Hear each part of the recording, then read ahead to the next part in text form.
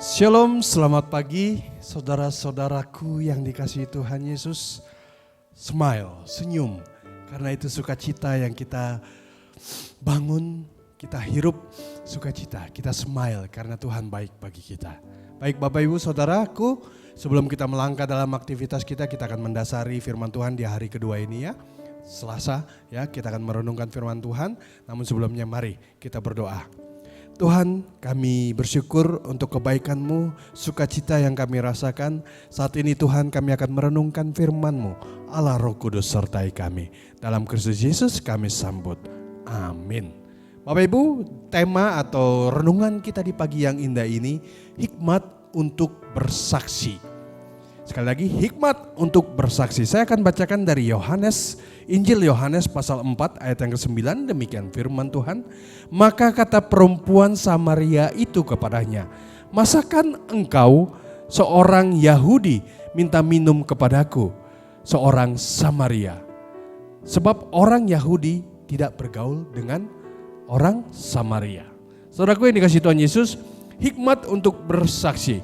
Kita dapat belajar banyak tentang bersaksi secara efektif dengan belajar dari Tuhan saat Tuhan bersaksi kepada wanita yang ada ditemuinya di sumur. Yang kalau mau lebih lengkapnya Ibu Bapak baca Yohanes 4 ya, awal mulanya gimana. Sebenarnya secara sosial dia tidak boleh berbicara dengan wanita Samaria. Tuhan Yesus tidak boleh. Karena Yesus orang Yahudi. Orang Yahudi bermusuhan dengan orang Samaria pada waktu itu.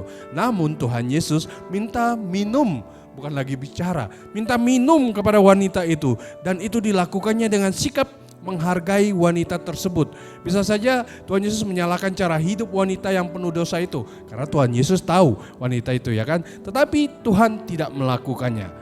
Saudaraku yang dikasihi Tuhan Yesus, lalu diceritakanlah seorang cerita pengalaman yang mengatakan Paul Lid bahwa seringkali tidak bersaksi seperti Tuhan Yesus. Kita cenderung cepat menyalahkan orang lain. Paul Lid menulis, kita seringkali berpikir keliru, yakni jika kita tidak menyalahkan sesuatu sikap atau tindakan yang salah, berarti kita menyetujuinya. Bahkan Paul menambahkan kita tidak hanya harus menghindari sikap menyalahkan orang lain, tetapi juga perlu mempelajari seni memberikan pujian yang rasional. Lalu Paul Lid juga berkata, ia menceritakan pengalaman seorang penulis yang bernama Charles Trumbull di sebuah kereta api. Sang penulis bertemu dengan seorang pemabuk yang melantarkan kata-kata tak senonoh dan duduk di sampingnya. Ketika laki-laki itu menawarkan minuman kepadanya, Trumbull sama sekali tidak menyalahkan orang itu. Malahan ia menjawab, tidak, no thanks, terima kasih.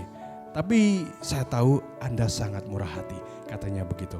Mendengar kata-katanya, mata laki-laki itu langsung bersinar. Sewaktu mereka itu bercakap-cakap, laki itu langsung mendengar tentang pribadi yang menawarkan air kehidupan yang dapat memuaskannya. Tak lama kemudian, akhirnya dia dilayani dan dia menerima Kristus Yesus sebagai juru selamat. Saudaraku yang dikasihi Tuhan Yesus, pada saat saudara bersaksi tentang iman saudara, ingatlah bahwa memberi pujian dan tidak menyalahkan itu sangatlah efektif.